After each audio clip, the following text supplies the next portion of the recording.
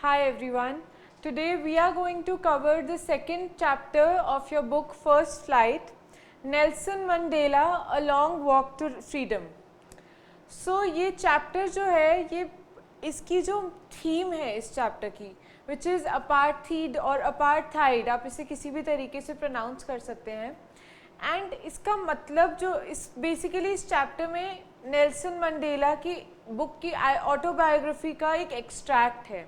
It's just a part of that book of that autobiography and it's very interesting to read because इसकी बहुत ज़्यादा historical importance है. So before starting with the chapter, I would like to explain the meaning of apartheid. मतलब क्या है इसका? So apartheid is nothing but a system of social segregation या political and economic discrimination against the non-whites. जितने भी non-whites हैं, community है उनकी या जिन्हें हम blacks कहते हैं, उनके against जो discrimination होता था, जो उनके अगेंस्ट उनके ऊपर ऑपरेशन होता था, किससे? जो वाइट कम्युनिटी थी, जिनका on the basis of colour, purely on the basis of colour, जो उनको सारा इतनी चीज़ें harsh atrocities they had to bear, उनके साथ they use to get arrested at any time, या उन लोगों को कभी भी आइसोलेट कर दिया जाता था. एंड नेल्सन मंडेला की इम्पोर्टेंस क्या है? That he fought for this freedom of these non-white community. Nelson Mandela, he spent I think more than 40 years fighting for this to win this, and out of 40 years 27 years were in prison. So इतना उन्होंने struggle करा है इस चीज़ को win करने के लिए. And south Africa में बहुत ज़्यादा prevalent थी ये चीज़. Apartheid was very prevalent in South Africa when back in the early 20s and early 20th century. And South Africa में ये जो बहुत ही ब्रूटलिटी के साथ इन लोगों के साथ ट्रीटमेंट होता था, इन लोगों को एकदम अलग करते थे, इन लोगों के लिए अलग घर होते थे, अलग स्टेट्स होती थी. they could not live they could not live like a normal life. उनके लिए जो बेसिक नीड्स थी उनका भी एक्सेस नहीं था इन लोगों को. So Nelson Mandela fought for them, he fought for the entire community, entire non white community, and that is why he holds such an importance in our history. And let's read something about Nelson Mandela from the book also. Nelson Mandela has become South Africa's first black president after more than 3 centuries of white rule. Mr. Mandela's African National Congress Party won 252 of the 400 seats in the first democratic elections of South Africa's history. The inauguration ceremony took place in the Union Buildings Amphitheatre in Pretoria today. Pretoria is the capital of South Africa, attended by politicians and dignitaries from more than 140 countries around the world. Imagine a non-white holding standing as the president of South Africa, जहाँ पर इतने सालों से सिर्फ और सिर्फ white community ने rule करा है. There he won the elections. The best part was the people living in South Africa voted for him.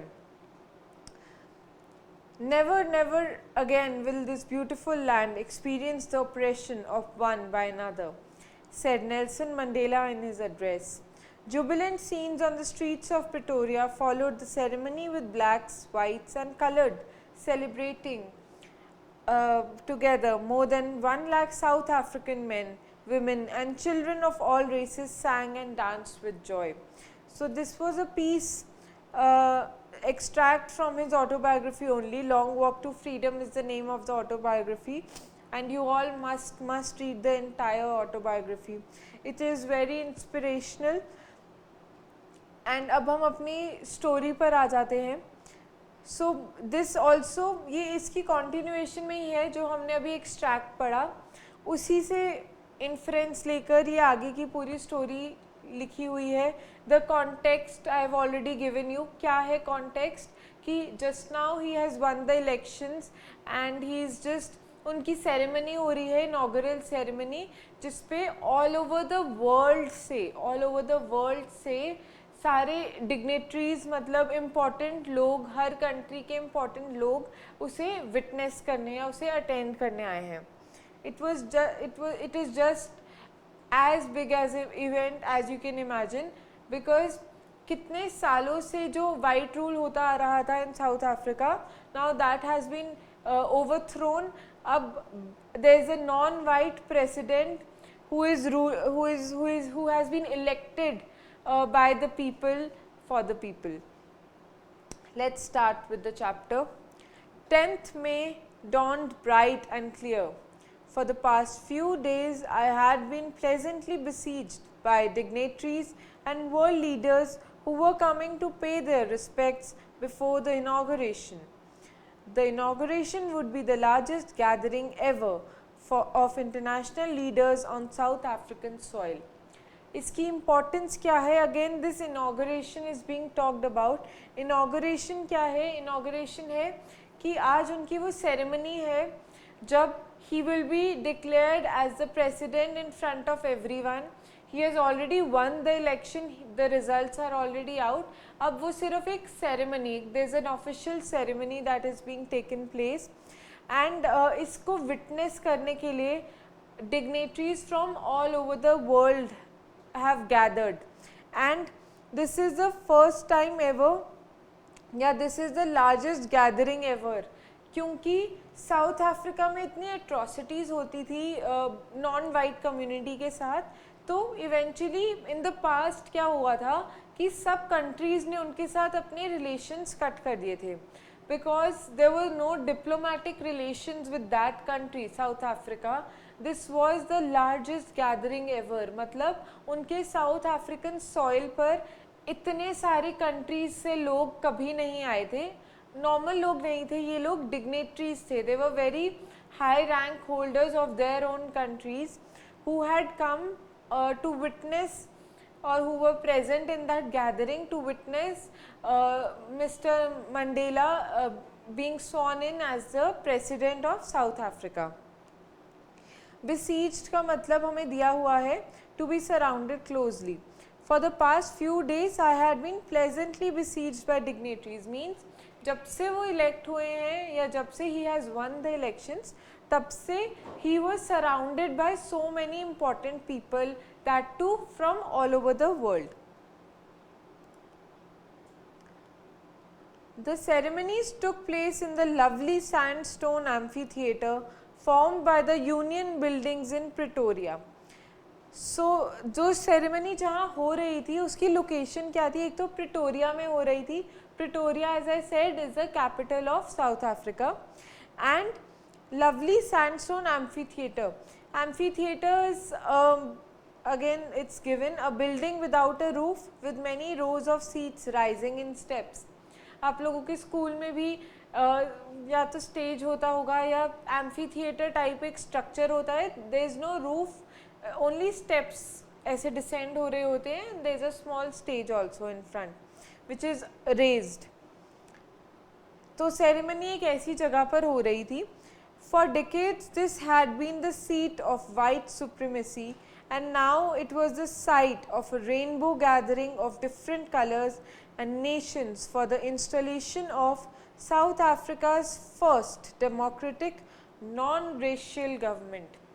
Racism आपको पता है मतलब? racism मतलब जो on the basis of color you discriminate some people, क्योंकि इनका रंग ऐसा है तो हम इनसे बात नहीं करेंगे या हम लोग इनके साथ नहीं रह सकते, इस कम्युनिटी में नहीं रहेंगे. सो that is what racism means, that on the basis of colour आप लोगों को सेग्रीगेट कर देते हैं कि ये ग्रुप नॉन वाइट है, ये ग्रुप कलर्ड है, ये ग्रुप वाइट है, ऐसे. So that is what racism means. So यहाँ पर इम्पोर्टेंस क्या बताना चाह रहे हैं वो, that for decades this had been the seat of white supremacy. वो जो सीट थी प्रिटोरिया में उस एम्फीथिएटर में, वो सीट पर आज तक लाइक फॉर डेकेड्स मतलब इतने सालों से सिर्फ और सिर्फ white coloured people could rule, सिर्फ जिनका जो गोरे लोग थे सिर्फ वही लोग रूल कर रहे थे. And now it was the site of a rainbow gathering. Now मतलब अब जब ये पूरा इवेंट हुआ, इलेक्शंस हुए, Nelson Mandela won his struggle, now it was a site of a rainbow gathering. मतलब everyone was treated as equal, सब colours के लोग वो प्रेजेंट इन दैट गैदरिंग. ऐसा नहीं था कि सिर्फ और सिर्फ एक पर्टिकुलर कलर या एक पर्टिकुलर कम्युनिटी के लोग वहाँ प्रेजेंट हैं, but of everyone, like all the colors, people of all the colors, there was no discrimination, no segregation. So वो लोग सब इकट्ठे क्यों हुए थे? To install the south Africa की फर्स्ट नॉन रेशियल, मतलब अभी तक तो वाइट्स रूल कर रहे थे, अब non white, because Nelson Mandela was also a non white. So उनका sworn in ceremony as a president, उसकी इंस्टॉलेशन के लिए एवरीवन वाज गैदर्ड, उनकी गवर्नमेंट की इंस्टॉलेशन के लिए. Next paragraph. On that day, on that lovely autumn day, I was accompanied by my daughter Zenani. On the podium, Mr. de Klerk was sworn in as the second deputy president.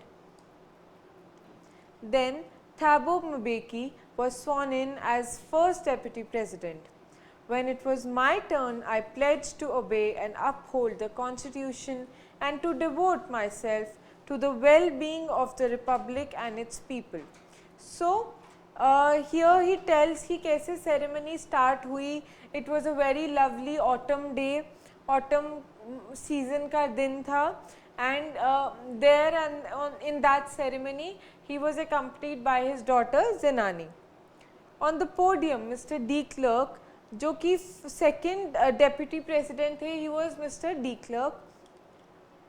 Then the first deputy president Thabo Mbeki, ये दोनों लोगों का पहले sworn in हुआ.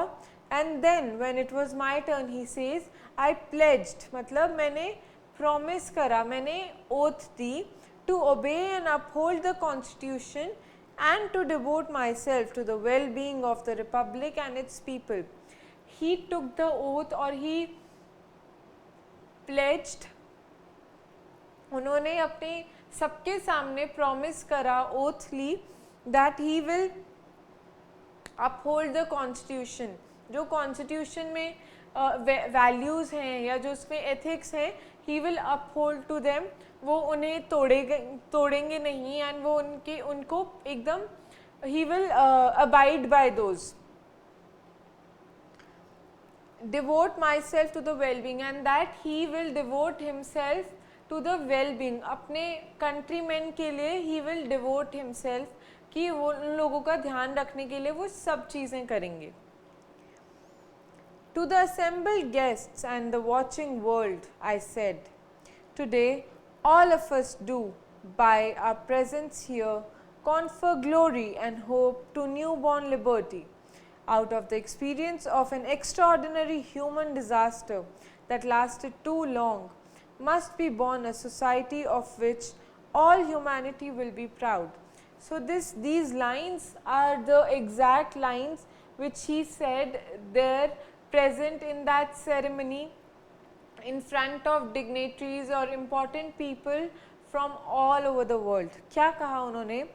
आज हम सब हम लोगों की प्रेजेंस से, मतलब हम सब ने यहाँ इस फंक्शन को अटेंड करा, हम लोग एक होप के साथ निकलेंगे ऑफ न्यू बॉर्न लिबर्टी, एक न्यू बॉर्न फ्रीडम, एक ऐसी फ्रीडम जो सबके लिए है, जो सिर्फ एक पर्टिकुलर कम्युनिटी के लिए नहीं है, जो सबके लिए है.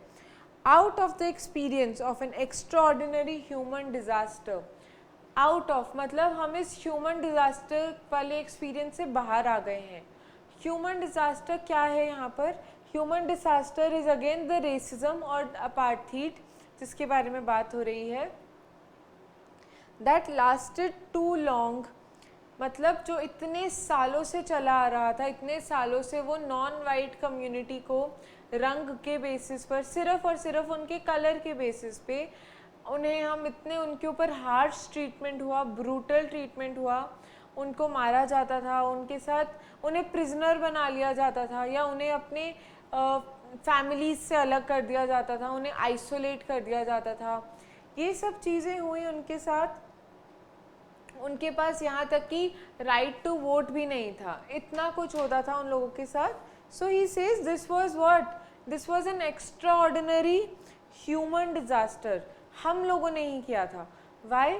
Because when we are born, हमें नहीं पता होता, मतलब वी आर बॉर्न और इक्वल, सब एक ही प्रोसेस से बॉर्न होते हैं, and everyone has the right to live and to experience everything and to express himself और हरसेल्फ। बट इन लोगों के साथ उनके ऊपर ये वाइट कम्युनिटी जो थी वो डोमिनेट करती थी, जैसा वो चाहेंगे वैसा ही होगा, ये उनके साथ होता था, ऐसा ट्रीटमेंट उनके साथ होता था। Out of the experience of an extraordinary human disaster that lasted too long, must be born a society of which all humanity will be proud. Now Mr. Mandela says that a society must be born, कि अब वो एक ऐसी society का birth करेंगे for which everyone, each one will be treated equal and everyone will be proud of this. Because अब वो already इतना बुरा देख चुके हैं, now he says, now I mark the birth of a new society wherein everyone will be treated equal and there will be no atrocities on the non-white community or on any community on the basis of color. We who were outlaws not so long ago have today been given the rare privilege to be host to the nations of the world on our own soil. We thank all of our distinguished international guests for having come to take possession of with the people of our country of what is after all a common victory for justice, for peace and for human dignity. So ये जो event था इनका, event, ये जो ceremony थी, ये जो installation of African National Congress की first democratic and non racial government की इंस्टॉलेशन थी, दिस इवेंट वाज इम्पॉर्टेंट, ये एक मार्क था, it was a symbol for all these things, victory for justice, for peace and for human dignity. इन तीनों चीज़ों का victory, justice मतलब just, everyone is treated equal, सबके पास everyone has a right, the basic rights to live, for peace, शांति का, and for human dignity, कि हर एक इंसान की जो importance है वो रखी जाए and everyone is treated equal. So when he addresses everyone, he also says we. He addresses we because वो अपनी पूरी community को represent कर रहे हैं, पूरी उनकी जो non-white community थी वो उसको represent कर रहे हैं. So वो कहता है we were the outlaws. Outlaws, let's read from here. Because of its policy of apartheid, many countries had earlier broken off diplomatic relations with South Africa. जैसा कि मैंने आपको बताया था अभी कि साउथ अफ्रीका के साथ किसी को अपने रिलेशंस नहीं रखने थे. Why? Because of the policy of apartheid.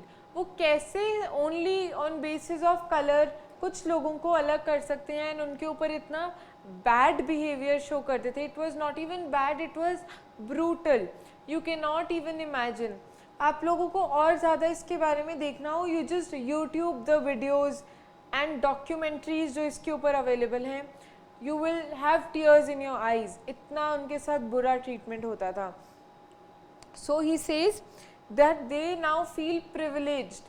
Nelson Mandela feels so honored and privileged. उन्हें इतना अच्छा लग रहा था देखकर कि now because ऐसा ये पूरा सिस्टम उन्होंने अपार्थीड सिस्टम ओवरथ्रो कर दिया है, all the dignitaries from all the international guests जो हैं उनके, they have come again and they have gathered in that event and he thanks them all to attend the event. This also marks, क्या mark करता है ये, common victory for justice, peace and for human dignities, and that अब hopefully they will again have relations with South Africa and its people because now the apartheid system no longer exists. with the swanning in of Mr. Nelson Mandela.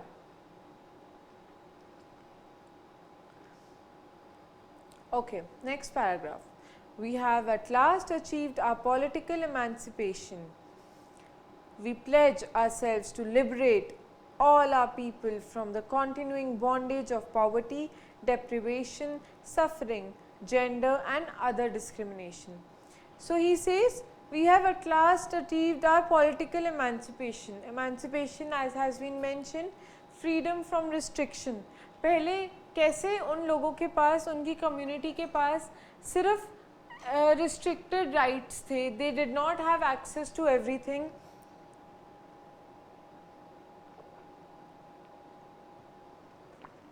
And कैसे उन लोगों को they had to isolate themselves. उन्हें actually में उन main area से हटाकर कहीं और कुछ और defined states थी जहाँ उन्हें भेज दिया जाता था. He says we have achieved, हम लोग वो political emancipation achieve कर चुके हैं कि freedom from all the restrictions, now they are free, everyone is liberated, everyone is equal.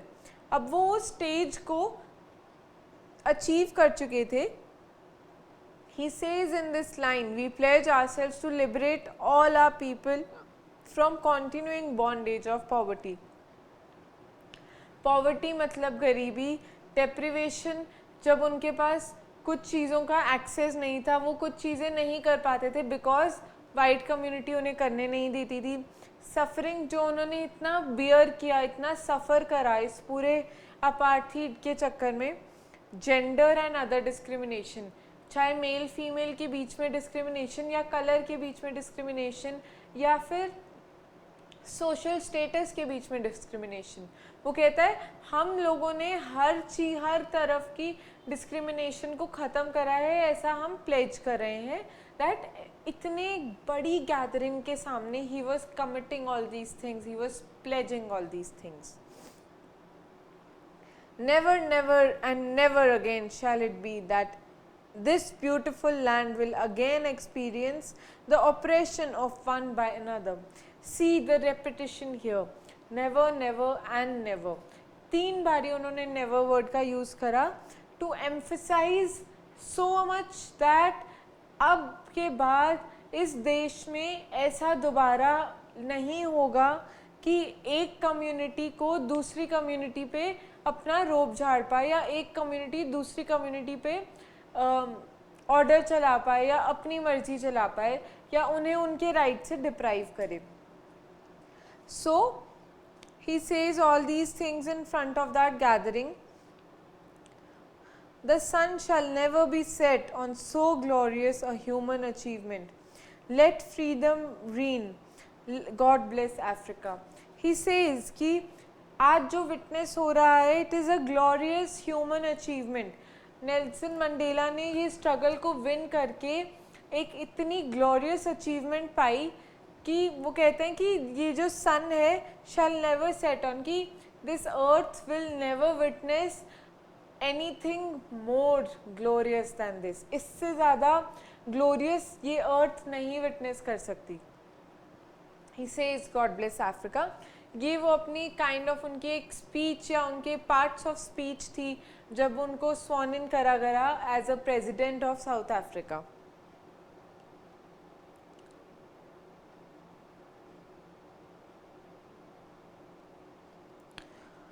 Okay, moving to the next page. A few moments later, we all lifted our eyes in awe as a spectacular array of South African jets, helicopters and troop carriers rode in perfect formation over the Union buildings. It was not only a display of pinpoint precision and military force, but a demonstration of the military's loyalty to democracy, to a new government that had been freely and fairly elected.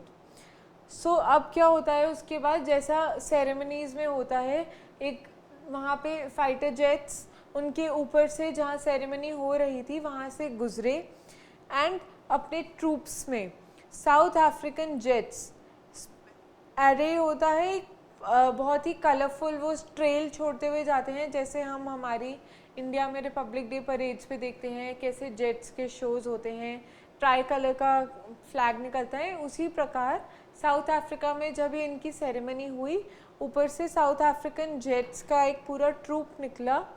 Helicopters and troop carriers rode in perfect formation over the union building. बहुत ही आवाज़ करते हुए, roar करते हुए वो निकले सारी helicopters and jets. It was not only a display of pin point precision and military force.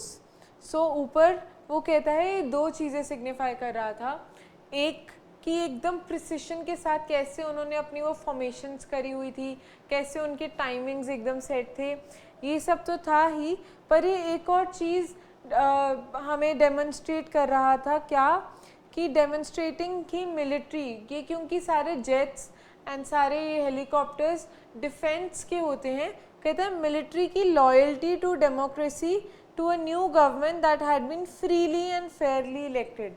वो कहता है दिस ऑल्सो शोज कि कैसे मिलिट्री के ऊपर जो मिलिट्री है that they will also be loyal to this freely elected government. ये जो नई उनकी गवर्नमेंट अफ्रीकन नेशनल कांग्रेस की first non racial and democratic government form हुई, military will be truly supporting them and mister Mandela. Only moments before, the highest generals of South African Defence Force and Police, their chests bedecked with ribbons, medals from days gone by, saluted me and pledged their loyalty. Not even the military, but also जितने भी जो सारे high ranking generals थे उन south Africa के, everyone saluted। वो लोग general जिनके चेस्ट पे इतने मेडल्स होते हैं, इतने रिबन्स होते हैं, बिकॉज ऑफ एक्सपीरियंस, जितनी हाई रैंक होती है उसके हिसाब से उनके चेस्ट पे मेडल्स होते हैं, even they saluted him and they pledged their loyalty.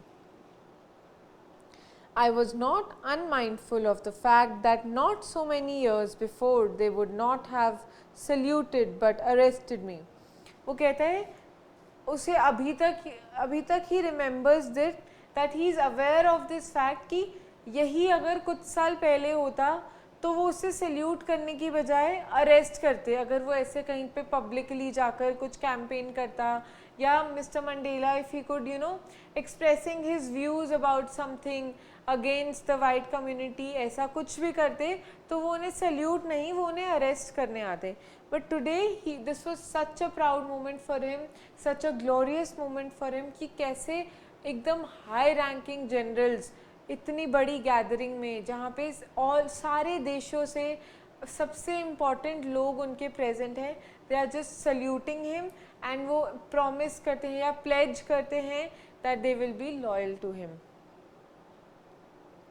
Finally, a chevron of Impala jets just left a smoke trail of the black, red, green, blue and gold of the new South African flag. वहाँ पर finally एक final set of Impala jets निकलते हैं उनके ऊपर से, and वो जो chevron is a V shape pattern में निकलते हैं, एंड वो जो ट्रेल छोड़ते हैं वो ट्रेल उन कलर्स की होती है जिन कलर्स का उनका न्यू साउथ अफ्रीकन फ्लैग होने वाला, फ्लैग उनका जो फ्लैग कलर्स हैं उन कलर्स को वो छोड़ते हुए अपनी ट्रेल में वो जेट्स पास बाय करते हैं। The day was symbolized for me by the playing of our two national anthems and the vision of white singing Kosi Siklel I Africa and black singing Die Stem, the old anthem of the Republic. So he says सबसे important या सबसे symbolic उस दिन का क्या था, symbolize कैसे हुआ उस दिन के लिए for mister Mandela, it was that two national anthems, one for the blacks and one for the whites, दोनों नेशनल एंथम्स गाए गए उस सेरेमनी में। मीन्स कैसे he was showing, it was a demonstration कि yes equality is going to prevail from now on. अब दोनों communities को हम एकदम एज इक्वल्स ट्रीट करने वाले हैं। कहाँ आप सोचिए, कहाँ एक कम्युनिटी दूसरी कम्युनिटी पे इतनी भारी पड़ रही थी, और कहाँ आज ऐसी सेरेमनी में जहाँ पे एक नॉन वाइट प्रेसिडेंट इलेक्ट हुआ है, everyone will be treated as equal. Although that day neither group knew the lyrics of the anthem they once despised, they would soon know the words by heart. So वो कहता है एक कैसे उस ceremony में दोनों नेशनल एंथम्स गाए गए। हालांकि पहले क्या होता था, एक ग्रुप दूसरे ग्रुप के नेशनल एंथम को कितना लो समझता था कि ये तो कुछ नहीं है, they had a very low opinion of it. और आज वहाँ उस सेरेमनी में दोनों नेशनल एंथम्स गाए गए। So he is still showing hope कि कुछ टाइम बाद मुझे पता है दोनों ग्रुप्स को दोनों नेशनल एंथम्स बाय हार्ट याद हो जाएंगे।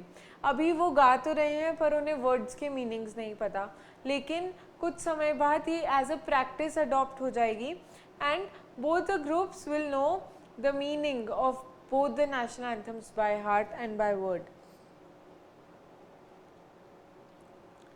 On the day of the inauguration, I was overwhelmed by a sense of history. In the first decade of the 20th century, a few years after the bitter Anglo-Boer War and before my own birth, the white-skinned peoples of South Africa patched up their differences and erected a system of racial domination against the dark-skinned peoples of their own land. So here he now tells us, अब वो थोड़ा याद कर रहे हैं on this inauguration day, वो इस inauguration वाले दिन I was overwhelmed with the sense of history, वो हिस्ट्री पास्ट याद करना चाह रहे हैं उस दिन। In the first decade of 20th century, please note down the time line, first decade of 20th century, जो मतलब 20th सेंचुरी का फर्स्ट हाफ था या फर्स्ट डेकेड था। A few years after the bitter Anglo-Boer War, उस time पे एंग्लो-बोयर war के कुछ सालों बाद ही एंड मिस्टर नेल्सन मंडेला के बॉर्न होने से पहले, उस दौरान वाइट स्किन पीपल ने साउथ अफ्रीका में एक ऐसा सिस्टम, मतलब अपार्थीड सिस्टम खड़ा कर दिया था जिसमें कि वो लोग डिस्क्रिमिनेशन करने लग गए जो डार्क स्किन्ड पीपल हैं उनके खिलाफ। वो उन्होंने एक ऐसा सिस्टम खड़ा कर दिया। The structure they created form the basis of one of the harshest most inhumane societies of the world has ever known. जैसा कि मैंने आपको बताया, आप इनकी एट्रॉसिटीज़ अगर देखेंगे then you will be just moved. आप नहीं देख पाएंगे इनके ऊपर क्या क्या होता था, इनके ऊपर क्या क्या बीती है, कितना हार्श और कितना ही इन्हें एकदम इनह्यूमन की तरह, इन्हें इंसान की तरह नहीं, इनफैक्ट एक जानवर की तरह ट्रीट किया जाता था। इतना बुरा होता था इन लोगों के साथ। The structure they created form the basis of one of the harshest, वो कहता है सबसे ज़्यादा हार्श, मोस्ट इनह्यूमन, बिल्कुल भी वो ह्यूमनली ट्रीटमेंट नहीं था, societies of the world has ever known. The world, can you read the words, कैसे वो एकदम वर्ल्ड लेवल पे ऑल ओवर द वर्ल्ड सबसे ज़्यादा हार्श ट्रीटमेंट उन लोगों के साथ हुआ गया। Now in the last decade of 20th century and my own 8th decade as a man, that system had been overturned forever and replaced by one that recognized the rights and freedoms of all people regardless of the color of their skin. He is so overwhelmed, वो वहाँ खड़े होकर इतना ज़्यादा emotional हो रहे हैं ये सोचते हुए कि कैसे तो first decade of 20th century में क्या क्या हुआ था जब ये सिस्टम शुरू हुआ था। Before he was born this system was erected. White लोगों ने अपनी मेजॉरिटी बना लिया, अपना एक सिस्टम बना लिया कि हम लोग इन लोगों के ऊपर ये सब चीज़ें कर सकते हैं या इन लोगों के ख़िलाफ़ हम कुछ भी एक्शन ले सकते हैं, इनको अपने घरों से निकाल सकते हैं या इनको अपने फैमिली से अलग कर सकते हैं, इनसे काम करवा सकते हैं, इन्हें प्रिजनर बना सकते हैं। ये सब चीज़ें वाइट कम्युनिटी ने इरेक्ट करी, ये सिस्टम उन्होंने इंट्रोड्यूस करा, and now he is just remembering all that and he says that अब जो last decade of the 20th century है, एंड वो कहता है अब my own decade, 8th decade as a man, उन्हें बॉर्न हुए हुए 8 डेकेड्स हो गई हैं, that system has been overturn, finally वो अपार्थीड सिस्टम जो है it has been overturned, it has been abolished, अब उन्होंने वो सिस्टम को ख़त्म कर दिया है, उसकी एग्जिस्टेंस को ख़त्म कर दिया है, and replaced by one that recognized the rights and freedom of all people regardless of the colors of their skin. जो वो definition है that African National Congress की first democratic, यहाँ पे बोल रहे हो everyone has recognized rights, मतलब each one has the right to vote. जैसे पहले इन लोगों के पास वोट करने का भी राइट नहीं था, now even they have the right to vote, and first non racial government, मतलब पीपल ऑफ ऑल कलर्स, फ़र्क नहीं पड़ेगा कौन से कलर की स्किन है आपकी, people with all colours will be treated with respect and will have the right to vote. This was such a historical moment for him and such an important moment for him कि कैसे finally that system, apartheid system, had been come to an end. That day had come about through the unimaginable sacrifices of thousands of my people, people whose sufferings and courage can never be counted or repaid. I felt that day as I have on so many other days, that I was simply the sum of all those African patriots who had gone before me. That long and noble line ended and now began again with me. I was pained that I was not able to thank them and that they were not able to see what their sacrifices had wrought. So he says now कि that day had come about through unimaginable sacrifices of thousands of my people.